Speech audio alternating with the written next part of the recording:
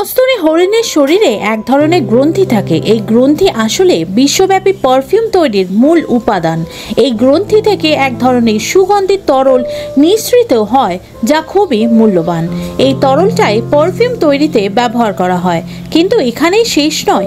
এই তরলটি সংগ্রহ করার প্রক্রিয়াটি খুবই কষ্টকর এবং দুঃখজনক, কারণ এই গ্রন্থিটি সংগ্রহ করার সময় সেই হরিণটির প্রাণ চলে যায়। কস্তুরী হরিণকে থাকা এই গ্রন্থি থেকে তৈরি সুগন্ধের গন্ধটা খুবই তীব্র এবং দীর্ঘস্থায়ী। এক ফোঁটা মাছ থেকে হাজার হাজার বোতল পারফিউম তৈরি করা যায়। এই পারফিউমগুলি বিশ্বের সবচেয়ে দামি এবং লাক্সারি ব্র্যান্ডের মধ্যে পড়ে। অনেকেই এর গন্ধের পেছনে পাগল, কিন্তু শুধুমাত্র এই গন্ধের জন্য যে হরিণের প্রাণ যায় সেটা অনেকেই জানেন না।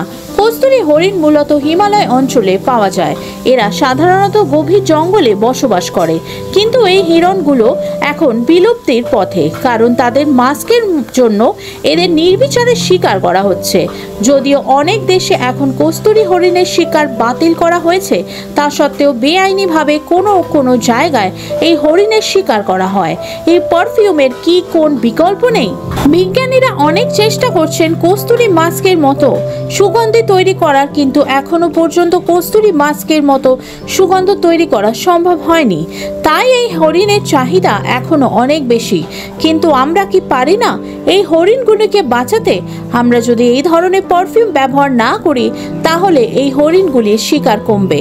এছাড়াও আমরা কৃত্রিম পারফিউম ব্যবহার করে এই সমস্যা থেকে মুক্তি পেতে পারি।